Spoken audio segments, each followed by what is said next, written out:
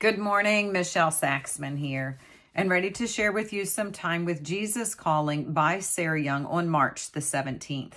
Y'all, forgiveness is probably one of my favorite topics to actually talk about, whether it's forgiveness of ourselves, forgiveness of others.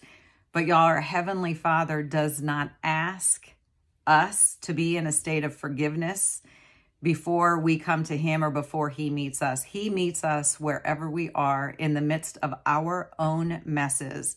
He sees us clothed in a robe of righteousness. He does not see all of our filth and darkness and the cobwebs. He wants to come in, that invitation, come in, and he will do the cleaning, the healing, the refreshing, and the renewing.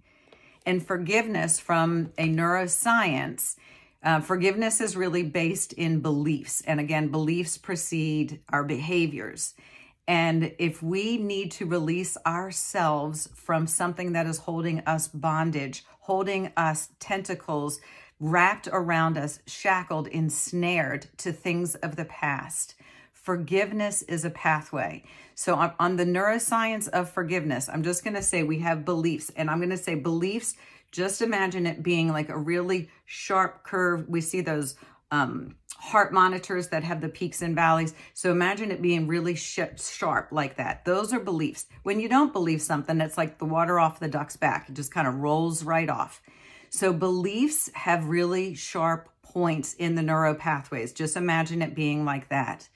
And when we believe things about ourselves or others that are, when I say not based in truth or need to be released, issues are in the tissues. We bury emotions within our organs. And when we need to release these things, the journey of forgiveness actually begins to change our neural pathways.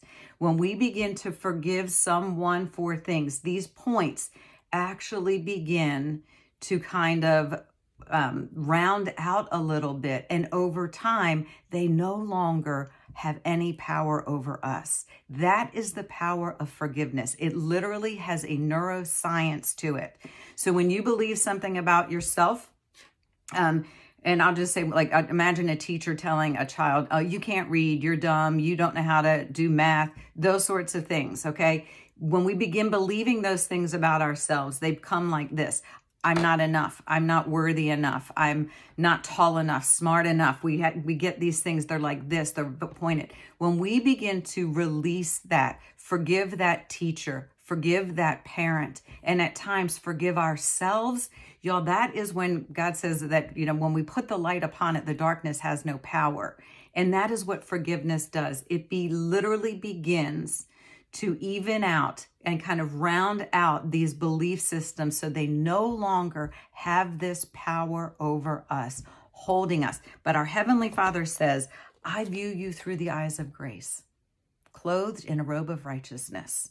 If forgiveness is for us, it is not something he needs from us or within us, but we do have to open ourselves to his ability, his power. He knows every detail. Don't fear that intimacy, but he will cleanse, heal, refresh, and renew. So draw close to him. Rejoice in the one who understands you completely and loves you perfectly. And when you can love yourself the way he loves you, then you will be that conduit, and you become a reservoir of his love overflowing into the lives of others. Y'all have a super blessed day. Stay connected to the vine. Understand forgiveness is a gift he gives to us. Changes our mind, changes our heart. Talk to y'all soon. Bye-bye.